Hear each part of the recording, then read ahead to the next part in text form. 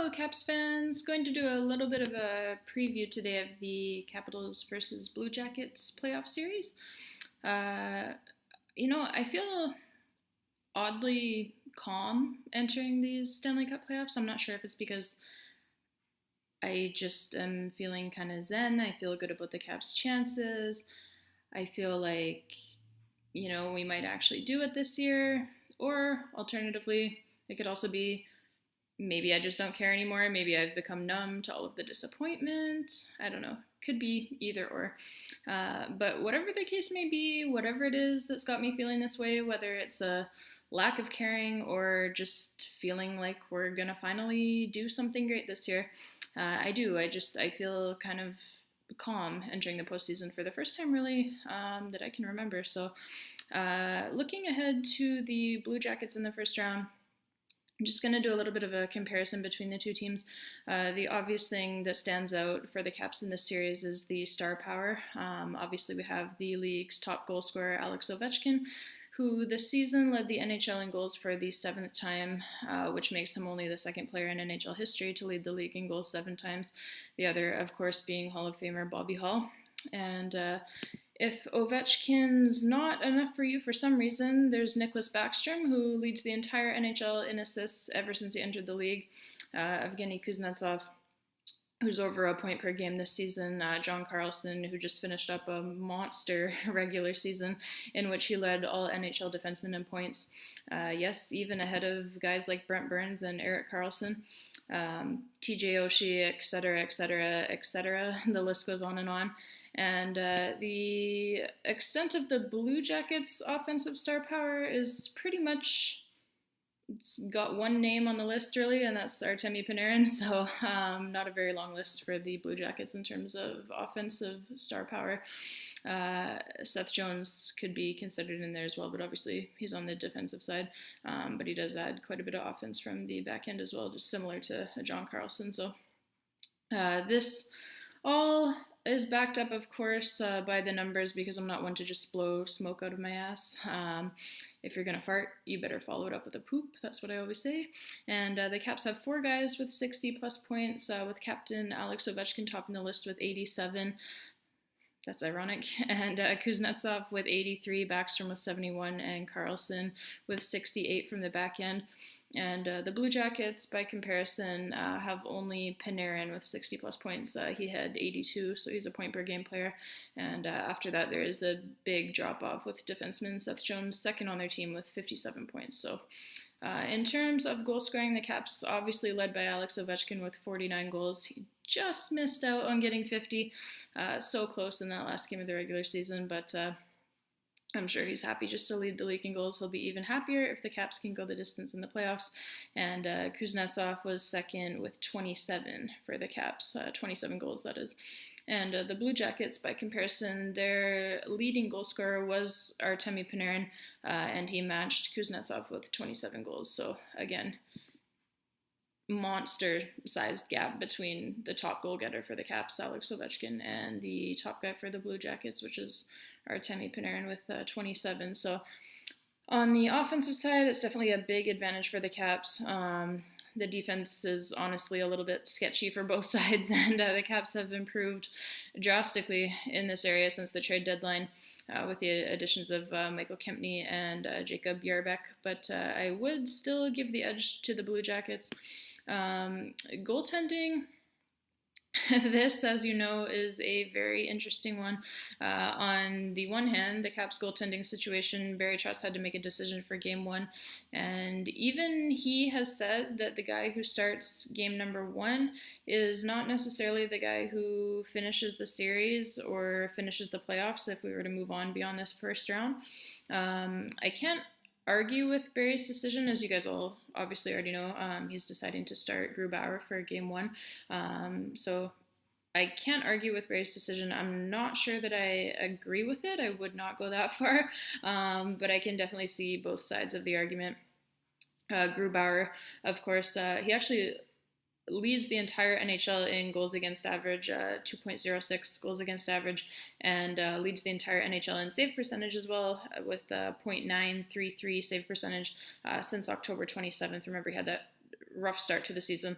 Didn't win a game for what felt like forever. I think it was really only like 6 or 7 games or so that he went winless to begin the season. But since then, been absolutely on fire. He's been the best goaltender in the National Hockey League. But, and this is a pretty big but, he has never won a game against the Blue Jackets and is largely untested in the playoffs.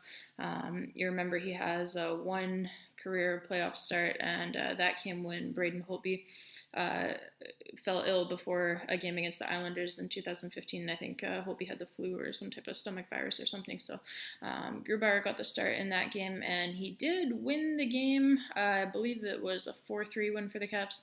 Grubauer gave up 3 goals. I think he faced 18 shots, if I remember correctly. So not a lot of work. The Caps are playing pretty tight defensive hockey in that game, obviously, because they knew that their starting goaltender was out. But that is the extent of Grubauer's playoff experience, just the one game. Of course, you could always look at it from the other side and say, okay, he's never lost a playoff game, right? 1 game, 1 win. So that is a good thing. Holtby, on the other hand, he finished, obviously, 4th in Vezina Trophy voting 3 years ago. He won the trophy 2 years ago, and he was the runner-up for it last year. So 3 straight years of absolute brilliance, and then he started off this regular season extremely well, really. I think, especially for what the Caps defense looked like, both on paper and out there on the ice. I think he really had a tremendous start to the season. He really was the glue that was holding this team together through the first 3 months of the season, I would say, up until about Christmas. The only reason that we had really won any games was because of Braden Holtby and Alex Ovechkin, but his play suffered a little bit in the new year. He had a stretch of I think it was about 8 games, like it was over the course of like 2 weeks or so that he really struggled. But that, to me, that's such a small sample size as opposed to what he's done over his entire career. His career 2.00 goals against average and his career .932 save percentage in the playoffs are second all time in over 100 years of NHL history. And his career numbers versus the Blue Jackets are sparkling with 14 wins and only 4 career losses in regulation. So it's kind of a case of Grubauer has been hot lately versus Holtby's incredible body of work over a number of years. I do think, like Trotz said, that Grubauer earned himself at least an opportunity to start game 1, and then we just kind of play it by ear and see where we're at after that. Obviously, everybody's hoping that both of our goalies are going to do well. I think there's kind of almost a type of confidence around the team that they can win with either guy in the net because they've both played really well lately. Obviously, we've talked about Grubauer's play of late, but Holtby actually as well. After Trotz gave him his little reset, he called it. I gave him a few games off, and ever since Holtby came back from that, I think he won like 6 of his last 7 games to end the regular season. So we can't really go wrong, no matter who's in net at this point. And yeah, let's be clear as well. This is a great problem to have. The Caps have 2 fantastic goaltenders, and I honestly think that we will be fine no matter which one of them is in our net. Trotz does have the luxury as well of being able to put the other guy in if one guy struggles, and that is very comforting as a fan of a team that used to employ Jose 3 or more and Michael Neuwirth as its 2 goaltenders. So it's a different situation that we're in right now. It feels pretty good. So Bobrovsky, on the other hand, has been living in a circus nightmare of funhouse mirrors, jack-in-the-boxes, and haunted houses during the playoffs. He has 3 career wins in the postseason, and that is games, 3 career games that he has won. Not 3 series, 3 games. 3 career wins in the postseason to go along with 10 losses, a 3.63 goals against average, and a .887 save percentage. Excuse me. If these sound more like NHL 2K10 stats, that's because that's kind of what they look like. Bobrovsky has never won a playoff series, so naturally you can expect him to morph into Jesus-wearing double-wide goalie gear during this series versus our Capitals, because that is just how it seems to go for us. No, but seriously, the goaltending advantage is definitely for the Capitals.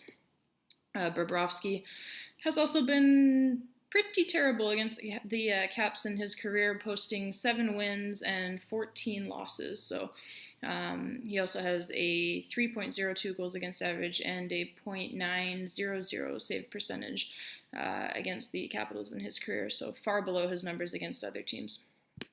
And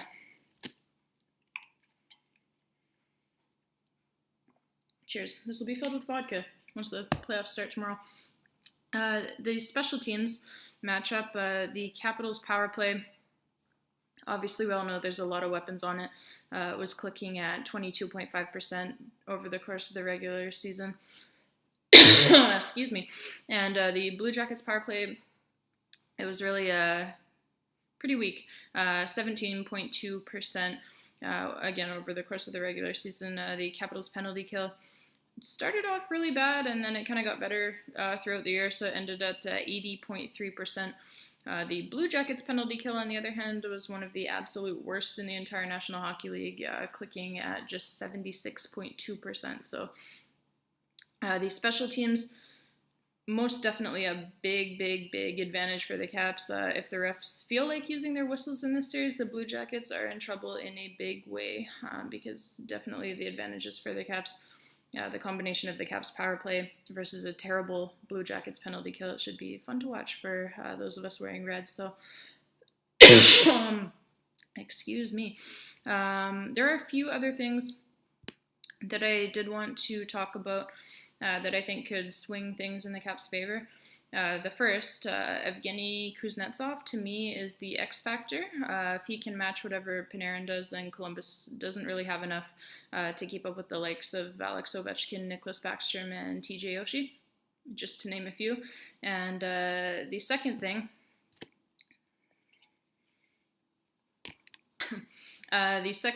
is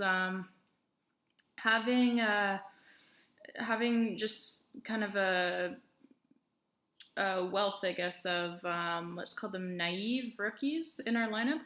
I actually think it's a very good thing at this point, if you're involved in the Washington Capitals' legacy of playoff failure, to have as many naive rookies playing as possible, guys who haven't experienced the playoff heartbreak, guys like Jakub Vrana, Chandler Stevenson, Shane Gersick, Christian Djoos, Travis Boyd. These guys haven't experienced the anguish that comes with being a Washington Capitals player during springtime, so they're bound to be more loose out there, and that is definitely a good thing. Anyone who has ever played hockey will definitely tell you. It just won't be weighing on them.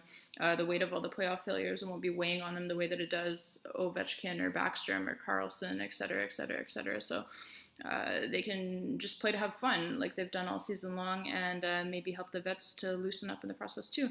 And that's a pretty good recipe for success, because we all know that this Capitals team is a lot better when they're having fun out on the ice and playing, as Barry Trotz likes to call it, with a lot of joy in their game. So the third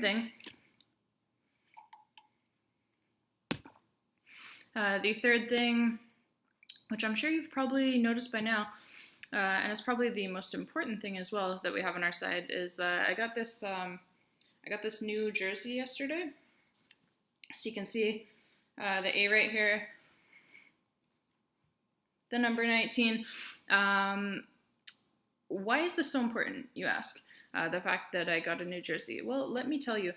First of all, as you can see, it's a Backstrom jersey. It's my first Backstrom jersey, even though he's been my second favorite player ever since he played his first game as a Capital. And do you all remember? It was a quote from Backstrom. I think it was a couple of springs ago, after the Caps lost out of the playoffs again. And his quote, it went something like this. He said, and I will quote it here, just give me a second. He said, "I love them. I love Washington fans. They're absolutely the best fans in the world, and we're going to do it one day. I promise them we're going to do it one day." Now, that is about as poetic as you can get, and I just feel like it's a good omen going forward into these playoffs. And, maybe while we're on the subject of good omens, perhaps as Caps fans, we could, all of us, at least act as if we don't want to kill ourselves heading into these playoffs. Like, can we at least pretend like something good is going to happen? Act excited for once instead of acting like our collective worlds are about to end in a few weeks' time. Yeah, let's try that for a change. Switch up the pace. I think it'll be good for us. And the second thing, excuse me, the second thing about this jersey is that, like I said, this is a brand new jersey. It has not yet seen the Stanley Cup playoffs. Much like those Caps rookies I was just talking about, this jersey, it is naive. It is living in ignorant bliss in a world where the Caps have never lost a playoff series. It has never seen Esa Tikkanen miss a wide-open net. It has never been Yaroslav Halak in the first round. It has never taken a double minor high sticking penalty with 21.3 seconds left in a pivotal playoff game that you're leading by a single goal, only to see the game tied and then lost on that same carryover penalty kill in overtime. Looking at you, Joel Ward. No, this jersey has never seen that. It's never been knocked out by the Penguins in the second round en route to the Penguins winning the Stanley Cup.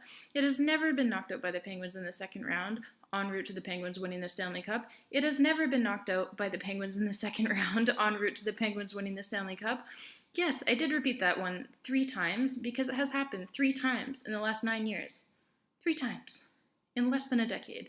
That's a 33% conversion rate of me wanting to drink the poisonous Kool-Aid and end it all every year in May. This has to end, people. This jersey is completely untainted. It is not being deflowered by all of the losing, the pain, the humiliation, the heartbreak, the hopelessness, the crying, the stress eating, the alcoholism. No.